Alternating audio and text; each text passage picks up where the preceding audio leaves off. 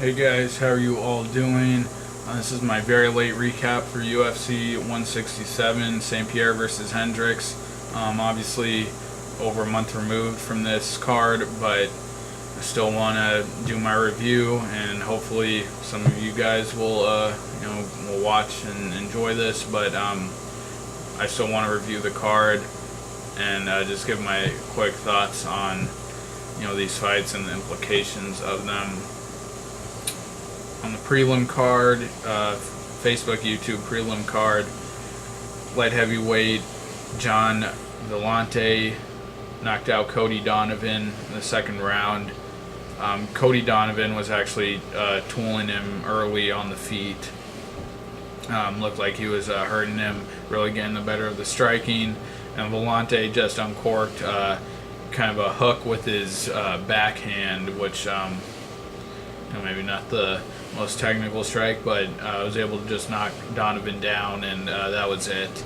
Donovan, while I think he's shown some skill, a bit of potential in the UFC, I just think he's not quite cut out, ready for the UFC. Suffered a few knockout losses, and I think he's just got to, improve his game, and, I just don't think he's quite UFC level. And I believe they have released him. Not 100% sure on that, but I believe they've released him. Next up at bantamweight, Sergio Pettis defeated Will Campuzano by decision. Pettis looked decent in this fight. I'm sure he has high expectations, being Anthony Pettis' brother of the newly crowned champ. But he looked decent in this fight. Decent striking, decent combinations. Never seemed to really have Campuzano hurt or in any serious trouble. I think he went for a Darce at some point. Campuzano also got on top of him, I think, once or twice. But a decent fight for Pettis. Obviously very young. I believe he's only 19. Very green still in his UFC career. In his MMA career, excuse me. But he got the win, a decent performance, and we'll have to see where he goes from here and how he looks, fight after fight from here on out. Next up, Jason Hyde defeated Anthony Lapsley in the decision.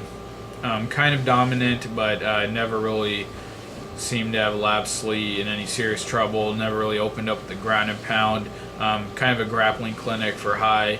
Got the win, but would have liked to see him been more dangerous and more aggressive going for the finish, especially after coming off of a really quick first round submission in his last fight over Jason Head. Excuse me. Next up to the Fox Sports 1 prelim card, bantamweight Eric Perez defeated Figueroa. Perez looked good in this fight. Really calmed it down from his last few fights. Pretty aggressive and a bit reckless before. Really toned it down here. Was still able to be dominant enough to get the win over Figueroa. And I had some questions about Perez going into this fight, especially losing to Mitsugaki. Getting stopped by getting his win streak stopped by a veteran. Even though that fight was pretty competitive, I thought. And Figueroa has, he's shown some big knockout power before in the UFC. But Perez handled him pretty well, and a good performance for him. I think he's a guy to keep an eye on. I don't think he's going to be challenging for the title anytime soon, but obviously a talented guy, and I think he can continue to ascend the ranks. Next up at welterweight, Rick Story decisioned Brian Ebersol. Ebersol, coming off of a really long year-and-a-half layoff, looked pretty terrible in this fight. There were a few moments when he started to go for his funky stuff, throwing those elbows at close range.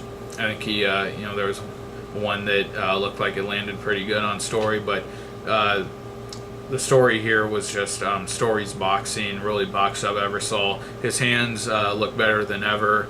Was throwing real hard, throwing big combinations, but still seemed to remain pretty tactical. technical, keeping his boxing tight, never really opened himself up for anything too dangerous, and just dominated Eversol. Good win for Story. I don't think he, you know, I'm not sure if he's going to be a top contender again, but obviously a strong win, strong performance for him. And, I think he has a chance of, I think he can be competitive with some of the top guys. I'm not sure if he can be a contender again. Next up, a middleweight, Talis Leites, decision to Ed Herman. Ed Herman's in a bad spot now, dropping, he won his last fight, I believe, against Trevor Smith. I believe that was his last fight, but he's dropped a few fights recently against Leites. Got submitted by Jacare, and let me pull up his record. Yeah, and then the Shields fight, even though that was overturned, he got out-grappled there. And Talis Leites is coming off of the win over Tom Kong Watson in his return to the UFC. Now he has a 2-fight win streak, and I think, he obviously has strong grappling, can get guys down. Doesn't seem really threatening with the submissions, though. Doesn't seem too dangerous there. I think he's a guy who can, out-grapple. He's good enough to out-grapple some of these mid-level guys. I don't think he's, really has anything for the top guys at middleweight, though. But Leites moves on, and Ed Herman, I think, is in desperate need here of a big win, an exciting performance. He's dropped his he's only lost one fight, but still he hasn't been too impressive of late. After having that win streak, I believe he was on a 3-fight win streak where he finished all of his opponents. He's been up and down. I think he needs to gain some footing here in the division. Next up, at lightweight, Donald Cowboy Cerrone choked out Evan Dunham. I was really questioning and very critical of Cerrone's where he was mentally heading into this fight. His last two performances I thought were just very disappointing for who Cowboy usually is. The Nunes fight, I just looked, I thought the fire was just totally gone in his last few fights, especially losing to Rafael dos Anjos. And because of that, I thought Evan Dunham was going to, be aggressive here and beat him. But Cerrone hurt him early on the feet, and then got that triangle choke real quick once they got on the ground. And I actually thought when I was watching it, I thought Dunham was stacking him, trying to flip him over, make him roll over on the back of his head to break the choke. But on the replay, you could clearly see it was Cerrone rolling Evan Dunham, trying to roll him over while he had the choke in. And that was super impressive, especially because they were right up against the fence and there was really no room to turn, and he was still able to roll Dunham over.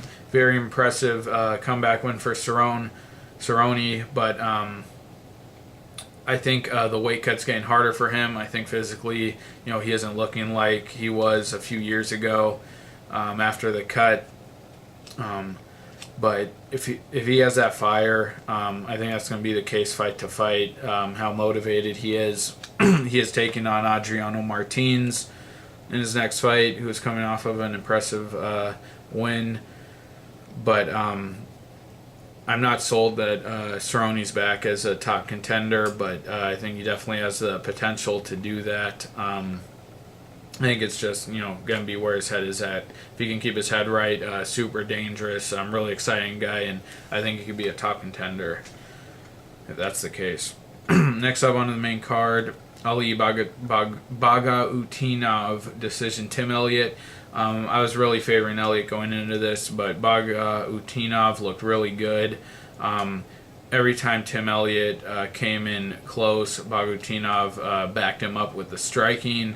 And you could tell he's really, really connected with Elliott a few times, and that was pretty impressive because Bagautinov was shorter than him, definitely was at a reach disadvantage, and Elliott would, kind of pull his head back every time Bagautinov would throw, and he was still connecting with him.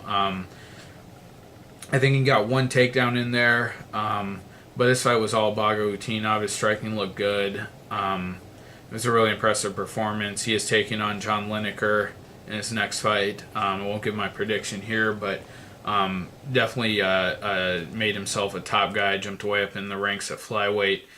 And Tim Elliott, I think he's got to work on his striking, plain and simple. And I was surprised didn't seem to be pursuing the takedown too much in this fight. Like, I thought that would be his biggest strength, but he didn't seem to be going for that too much. Next up at welterweight, Tyron Woodley KO Josh Koscheck in the first round. Super impressive performance. I actually picked Woodley here. I thought he could knock him out, and he did. Especially after that last Shields fight, a very disappointing, lackluster performance by Woodley. Just came out red hot right out of the gate. Big exchanges with Koscheck, and was able to put his lights out. Super impressive, even though Koscheck, I think is on the tail end of his career and has been on a downward slide his last few fights. But real great win for Woodley. He's taking on Carlos Condit next, and that's a super fun, interesting, and I think it's going to be a very competitive fight. Woodley's super athletic, obviously has big power, big speed, throws big heavy punches, big combinations, has wrestling too. I just think the question is he going to be able to manage that kind of power and speed when he's, obviously his next fight fighting Condit, a guy who's not going to be easy to put away early. Is he going to be able to, use that kind of power and speed and still be able to, maintain his cardio and his gas to go deep into the fight. But a big win for Woodley and Koscheck. I'd like to see him retire. He got KO'd. The fight wasn't very competitive, and his last few fights haven't been too impressive. And actually, that's 2 KO losses for Koscheck. I think he should just retire. At one time, he was an elite guy, but I think it's time to retire. And I don't think it's a motivation issue. I don't think his chin can hold up anymore. Or his body. Next up, welterweight, Robbie Lawler. Very impressive win, at least how I saw it. Decisioning Rory McDonald. The first round, not too much action going on. They were fighting at range, but at the end of the round, Lawler was able to connect with a big head kick that I thought stole him the round. Second round, McDonald was able to take him down early and stay on top for the whole round. In the third round, I think Lawler got taken down again, but was able to get back up and rocked Rory on the feet, knocked him down, and then was Lawler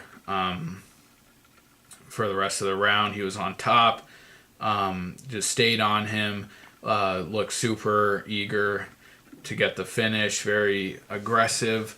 Although I thought it was a real mental error for Lawler to get on top of McDonald after he had knocked him down and stayed on top of him for the whole fight. I definitely think he should have let McDonald get back up to his feet. I thought I would have had a much better chance of knocking him out that way. But blown away, super impressed.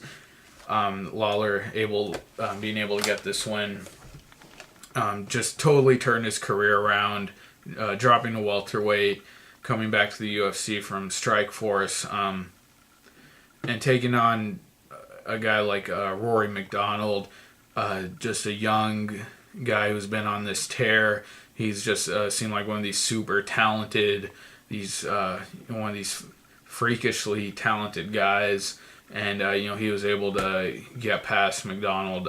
Super impressed. He's going to be fighting for the belt against Hendricks. I think that's a much more competitive fight than a lot of people are saying. But very happy for Lawler. And McDonald, his last 2 performances have been really poor. And this is a guy who was super aggressive and was finishing everyone, before his last 2 fights. So I don't know, what went what went wrong in his head, but I'm sure he's gonna come back from this. He's still young, very talented, and I think this is a wake up call for him. He's definitely talented enough. He's shown it before. I think he's going to come out and just get back to that aggressive style, going after guys. I mean, I remember the Mike Pyle fight, the Nate Diaz fight, where he was just way more aggressive. Didn't fight at all like he is now, and I think the guy's just super talented. Even though he lost this fight, I think he's going to come back strong. But real happy for Robbie Lawler. Next up at light heavyweight, Rashad Evans manhandling Sonnen in the first round. Made me really sad. I picked Sonnen. Sonnen's one of my favorite guys, not only for his whole, his big talk and the kind of the sideshow things the sideshow antics he puts on, but I really respect him for his fighting as well. And Rashad Evans, I really questioned, his mental state in his last few fights. Just didn't seem like he had that fire. Not aggressive for a guy who was an elite guy at one point, and very talented. Just manhandled Sonnen. Just made it look so sad to watch. I thought if Evans won this fight, it would be striking, hurting Sonnen on the feet. Very impressive that he was able to do it with the wrestling. Took Sonnen down easily. Easily took his back and just pounded him out. Poor showing by Sonnen. I thought he had a bit of a second win there at light heavyweight after his last submission win over Hua, but Evans just put a stop to that. Real good performance by Evans. I really hope he can turn in this kind of effort and performance against Cormier. But yeah, Evans real good rebound win for him after a couple of disappointing performances. And if he fights if he can look like that, I will admit Sonnen I think is definitely outsized at light heavyweight. I think it was way too small for Evans and not strong enough. But if Evans can come with that kind of fire and that kind of skill in his upcoming fights, I'd give him a chance to be a contender again at light heavyweight. I think he should fight Gustafsson at some point. I think that would be real interesting to see where both guys are at. And then the title fight, GSP defeated Johnny Hendricks by decision. I scored the fight for Hendricks. That first round, I remember when I was watching it, I definitely scored it for Hendricks, but I remember thinking, that was kind of close. I could definitely see the judges giving that to GSP. But I think it's important that, we don't just say, you can justify the first round for GSP and therefore it's not a robbery. I think it's important that, we do stand by our convictions and stand by our, who we scored the fight for. I scored it for Hendricks. I do think it is a bit of a robbery. I think they definitely gave Hendricks a little too. Gave Pierre. They rewarded his his takedowns and his control, and I think in that first round especially, and I think Hendricks definitely. I think he should have been recognized for what he's able to do on the feet, and especially those elbows he landed when Pierre was trying to take him down in the first round. I think rounds 3 and 5, I clearly scored him for Pierre. It's basically his top control the whole time, and Hendricks definitely hurt him. Beat him up way more in 2 and 5 and 1. And people are calling for change of the scoring system. I don't know how much that would help. Does certainly definitely makes you feel that the totality of the fight should be scored more instead of just individual rounds, because Hendricks definitely hurt him way more in that fight. Hendricks didn't get hurt at all, but I could see, GSP getting that first round, but I scored it for Hendricks. I think he deserved to win. I do think it's a bit of a robbery. But Hendricks is retired. Pierre's retired. And I think, people should be rejoicing. This was a guy, I'm saying, he is probably first or second best of all time, right there with Anderson Silva. And Silva dropped his last fight, got knocked out. I think it definitely hurt his legacy. And, you could make the case now for St. Pierre being number one all time. But, it's a guy who was boring and just not exciting to watch. I think people are, content and kind of satisfied with Hendricks' performance and thought he really beat up Pierre like no one ever did before, and they feel that Hendricks did kind of take that belt from him. And I think Pierre realized he was real lucky to escape with a decision there, and he's retired for now, and I'm happy about that. I think we have a very incredibly exciting new championship fight between Hendricks and Lawler. I think it's I think it's fine for the sport from a fan's perspective that St. Pierre is gone. So, good for him. He's able to leave on top, possibly the best fighter ever in MMA. Great for him. He had a super dominant run and, left the game as the champion. So, credit to him. And I think, like I said, we got a super exciting fight. I think Hendricks, I will pick him to beat Lawler. And, he's going to have his opportunity again to be the champ.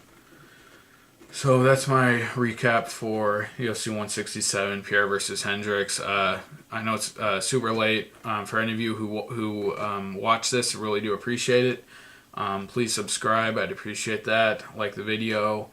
And I have to do my recaps for the other cards. The tough finale, the Australia card, and the Fox card. And then check out my predictions also for 168. Thanks, guys. See you later.